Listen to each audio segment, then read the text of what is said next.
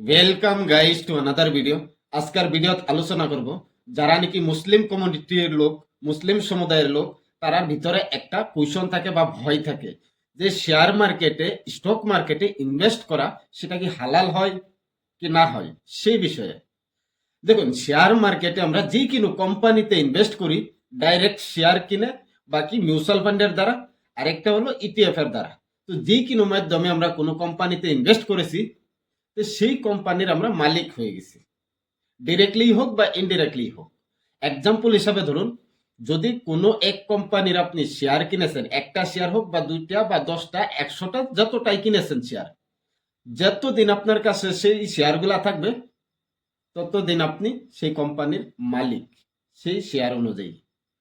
তো যদি আপনি এরকম একটা কোম্পানির মালিক হয়েছেন, ধরুন ফাইন্যান্স কোম্পানি, তার কাজ হলো ফাইন্যান্স করা, মানুষকে লোন দেওয়া, আর লোন দিলে কি হয় সেই জায়গা থেকে একটা ইন্টারেস্ট নেওয়া হয়। তো সেই কোম্পানিটার কাজ হলো লোন দেওয়া আর ইন্টারেস্ট নেওয়া। এরকম কোম্পানিতে যদি ইনভেস্ট করেছেন আপনি, তাহলে দেখা যাচ্ছে এটা কিন্তু মুসলিম কমিউনিটির মাঝে হালাল নয়। আর এরকম আরো অনেকগুলা কোম্পানি আছে, লিকুইড কোম্পানি, যারা নাকি লিকুইড বানাই, ওয়াইন বানাই। তো এগুলা কোম্পানিতে কিন্তু যদি ইনভেস্ট করেন বা কি শেয়ার কিনেন, তাহলে দেখা যাচ্ছে যে এগুলা কোম্পানিও কিন্তু হালাল নয়। তো স্টক মার্কেটে অনেকগুলা কোম্পানি আছে। তো কিভাবে বাঁচবো, কোন কোম্পানি ইন্টারেস্টের বিজনেস করছে, কোন কোম্পানি লিকুইডের বিজনেস করে না, বাকি অনেকগুলা কোম্পানি আছে, অনেকগুলা সেক্টরে কাজ করে, যেরকম নাকি chemical sector, auto sector, IT sector, এগুলাতে অনেক কোম্পানি কাজ করে। তো এই কোম্পানিগুলা নিজের কাজের সাথে সাথে কিছু টাকা যদি কোম্পানির কাছে বেঁচে যায়, এই টাকাগুলাকে কি করে অন্য কোম্পানিতে ইনভেস্ট করে দেয়, আর সেই জায়গা থেকে তারা ইন্টারেস্ট নিচ্ছে। তো ডিরেক্টলি হোক বা ইনডাইরেক্টলি হোক, আপনি যদি সেই কোম্পানিতে ইনভেস্ট করেছেন, তার মানে আপনি ইন্টারেস্টটা নিচ্ছেন, আপনার কোম্পানি নিচ্ছে। তো এটাও হালাল নয়। তো এরকম ভাবে যদি দেখতে যান আপনি, আপনার পক্ষে একদম অসম্ভব হয়ে দাঁড়াবে যে কোন কোম্পানিটা হালাল, কোন কোম্পানিটা ঠিকঠাক মতো কাজ করতেছে, এগুলা বের করতে মানে কি অনেক সময়ের দরকার। তো এগুলা ইম্পসিবল ধরে নিন। আর বর্তমান সময় অনেকগুলা অ্যাপ্লিকেশন আছে, এগুলা ফেসিলিটি দেয় যে হালাল স্টক, হালাল কোম্পানিগুলা তারা নিজের স্ক্যানারের মাধ্যমে, বাকি নিজের অ্যানালিসিসের মাধ্যমে সেগুলা মানুষকে দেয়, আর সেই জায়গাতে একটা ফিসও নেই। তো পরবর্তী সময় আমি বলবো যে কোন কোন অ্যাপ্লিকেশনের দ্বারা এগুলা দেখা যায়, বাকি পেইড সার্ভিস, ফ্রি সার্ভিস। তো এগুলা আমি পরবর্তী ভিডিওতে আলোচনা করব কোনো সময়, যদি আপনারা কমেন্ট করেন। তো বর্তমান সময়েও যদি আপনি স্টক মার্কেটে ইনভেস্ট করতে চান, ভালো একটা সঠিক নিয়ম মতে, আর যদি আপনি মুসলিম কমিউনিটির লোক হন, সমুদায়ের লোক হন, তাহলে দুইটা পয়েন্ট আছে স্টক মার্কেটে ইনভেস্ট করার জন্য। একটা হলো এই জায়গা দেখুন, টোরাস ইথিক্যাল ফান্ড গ্রোথ। এই ফান্ডে অনেকগুলা স্টক আছে, যদি আমি নিচে গিয়ে দেখি, এই জায়গা দেখুন হোল্ডিংসে 57 কোম্পানি হোল্ডিংসে আছে। তো মানে যদি আপনি এই টোরাস মিউচুয়াল ফান্ডে, এথিক্যাল মিউচুয়াল ফান্ডে ইনভেস্ট করেন, আপনার টাকাটা এই 57 কোম্পানিতে ইনভেস্ট করা হবে। তো এই জায়গা দেখুন অনেকগুলা কোম্পানি আছে। তো যারা নাকি মুসলিম কমিউনিটির বিশেষজ্ঞরা বা প্রবক্তা যারা আছে, তারার হিসাবে এই ethical fund, Taurus ethical fund, আরেকটা ফান্ড হলো টাটা এথিক্যাল ফান্ড, পুরোটা স্টক মার্কেটে, ভারতবর্ষর শেয়ার মার্কেটের মাঝে এই দুইটা মিউচুয়াল ফান্ডেই, এথিক্যাল মিউচুয়াল ফান্ড মানে মুসলিম কমিউনিটির লোকে এই দুইটা ফান্ডে ইনভেস্ট করতে পারবে। এই জায়গার যতগুলা স্টক আছে সবগুলা হালাল স্টকই রাখা হয় এই ফান্ডে। এটা হলো মুসলিম কমিউনিটির লোকের জন্য। যদি আপনি মুসলিম কমিউনিটির লোক না হন, তারপরেও কিন্তু এই ফান্ডে ইনভেস্ট করতে পারবেন, কোনো বাধা নাই। কিন্তু যারা নাকি ভাবে মুসলিম কমিউনিটির লোক যে হালাল ভাবে, সঠিকভাবে ইনভেস্ট করতে, তাহলে এই Tata ethical fund, Taurus ethical fund তারার জন্য। কিন্তু একটা বিষয় কি এই জায়গায় যদি আমরা দেখি, আমি দেখি Infosys, Reliance, HCL technologies, Tata consultancy service, Samvardhana Motherson international LTD, tech Mahindra. তো এগুলা কোম্পানিকে যদি দেখতে চাই, রিলায়েন্স কোম্পানির মাঝে জিও ফাইন্যান্স আছে, রিলায়েন্স ফাইন্যান্স আছে, তারপর মহিন্দ্রার মাঝে, টেক মহিন্দ্রার মাঝে মহিন্দ্রা ফাইন্যান্স আছে। এরকম যদি আমরা দেখতে চাই এই জায়গা টিসিএস, টাটা কনসালটেন্সি সার্ভিস, এই কোম্পানিও যদি আমরা দেখতে চাই, এই কোম্পানিও কিন্তু ইন্টারেস্ট কামাই। বছর বছর ব্যালেন্স শিট দেখলে, প্রফিট অ্যান্ড লস স্টেটমেন্ট দেখলে সে জায়গায় দেখা যায় যে ক্লিয়ারলি টিসিএস এর মাঝেও কিন্তু ইন্টারেস্ট কামাই, ইন্টারেস্ট নেই।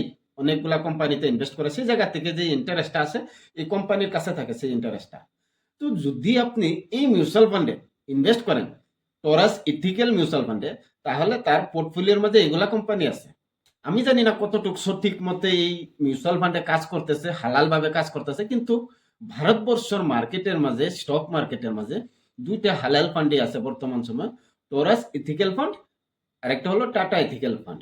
তো এই এথিক্যাল ফান্ডের ভিতরে পোর্টফোলিওর মাঝে গিয়ে দেখলে রিলায়েন্স কোম্পানি আছে, টেক মহিন্দ্রা আছে, টিসিএস আছে, ইনফোসিস আছে, সবগুলা কোম্পানির ব্যালেন্স শিট খুলে দেখবেন, প্রফিট এন্ড লস স্টেটমেন্ট খুলে দেখবেন, সেই জায়গায় দেখবেন যে কোম্পানি বছরে বছরে ইনভেস্টমেন্ট করতেছে আরেকটা কোম্পানিতে, আর সেই জায়গা থেকে ইন্টারেস্ট আছে, সেই ইন্টারেস্টটা কোম্পানির প্রফিট এন্ড লস স্টেটমেন্টে থাকে। আর সেই কোম্পানির শেয়ার আপনি যদি মিউচুয়াল ফান্ডের মাধ্যমে বাকি ডাইরেক্ট নিজেই কিনেছেন, তাহলে সেটা তো হালাল হয় নাই। তারপর ওই এই হালাল ফান্ডে আছে, তো এটা কতটুকু সঠিক আমি জানি না, কিন্তু বর্তমান সময় দুইটা হালাল ফান্ড, তার ভিতরে একটা হলো টোরাস মিউচুয়াল ফান্ড। তো যদি আমরা নিচে যাই, নিচে গিয়ে দেখি এই ফান্ডে যতগুলা টাকা আছে, আমি সবার আগে দেখে নেই ফান্ড সাইজ কত আছে। তো এই জায়গায় দেখুন 255 করোড় টাকা ভারতবর্ষের মানুষ এই জায়গায় ইনভেস্ট করে রেখেছে এই ফান্ডের মাঝে। তো সেই টাকাটারে এই ফান্ডের ম্যানেজারে 97% টাকা ইকুইটির মাঝে ইনভেস্ট করে রেখেছে, মানে কি ডাইরেক্ট শেয়ারে, আর 2.4% টাকা ক্যাশ হোল্ডিং এ রেখে দিয়েছে। অন্যান্য মিউচুয়াল ফান্ডে আমরা দেখি যে ডেপতে ইনভেস্ট করে, বাকি এক মিউচুয়াল ফান্ডে আরেক মিউচুয়াল ফান্ডে ইনভেস্ট করে।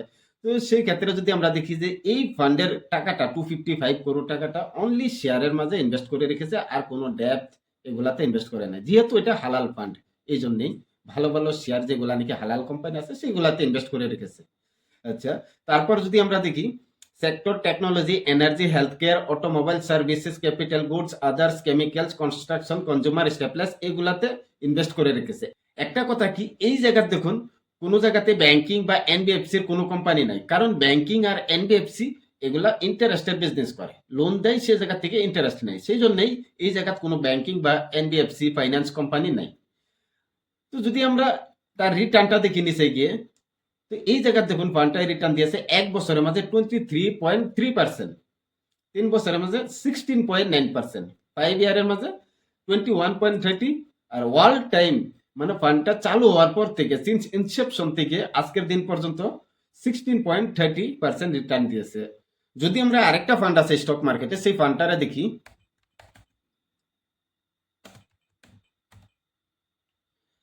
Tata ethical fund. এই ফান্ডে দেখলে ফান্ড সাইজটা কিন্তু 3,329 করোড়, মানে টোরাস এথিক্যাল ফান্ডে যে জায়গা নাকি ফান্ড টোটাল ফান্ড সাইজটা 255 করোড় ছিল, সেই অনুযায়ী এই ফান্ডে কিন্তু অনেক ইনভেস্টমেন্ট করেছে ভারতবর্ষের মানুষে।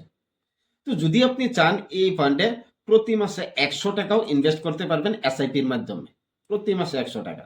তো আমি নিচে যাই, নিচে গিয়ে ইম্পর্টেন্ট বিষয়গুলো দেখি। হোল্ডিংসে দেখলে 64 কোম্পানিতে ইনভেস্ট করে রেখেছে, সবগুলো হালাল কোম্পানি হয়, যেহেতু এই ফান্ডই হলো হালাল ফান্ড। তো সেই জায়গা তো হোল্ডিংস এর মাঝে আমি যদি দেখি টপ হোল্ডিং এর মাঝে সবার প্রথমে আছে টাটা কনসালটেন্সি সার্ভিসেস লিমিটেড। একই কোশ্চেন আমার, এই কোম্পানি অন্যান্য কোম্পানিতে ইনভেস্ট করে, সেই জায়গা থেকে ইন্টারেস্ট নেই, তারপরেও এই কোম্পানি হালাল হয়েছে। তো কিভাবে হয়েছে এটা বিশেষজ্ঞরা জানে, কিন্তু ভারতবর্ষের মাঝে দুইটা ফান্ড হালাল ফান্ড, একটা হলো টরাস এথিক্যাল ফান্ড আর একটা হলো টাটা এথিক্যাল ফান্ড। তো টাটা এথিক্যাল ফান্ডের মাঝে যদি আমরা দেখি অনেকগুলা কোম্পানি আছে, 64 কোম্পানি, এই জায়গায় যদি আমি দেখি 64 কোম্পানি হোল্ডিংস আছে। যদি আমরা দেখি এই ফান্ডের 3,329 করোড় টাকা মানুষ ইনভেস্ট করে রেখেছে, সেই টাকাটাকে 92.5% টাকা ইকুইটির মাঝে লাগাই রাখছে, মানে ডাইরেক্ট শেয়ারে, আর কোনো ডেপথ অন্যান্য জায়গাতে ইনভেস্ট করা হয় নাই। আর বাকি 7.5% টাকা বর্তমান সময় ক্যাশ হোল্ডিং এ আছে।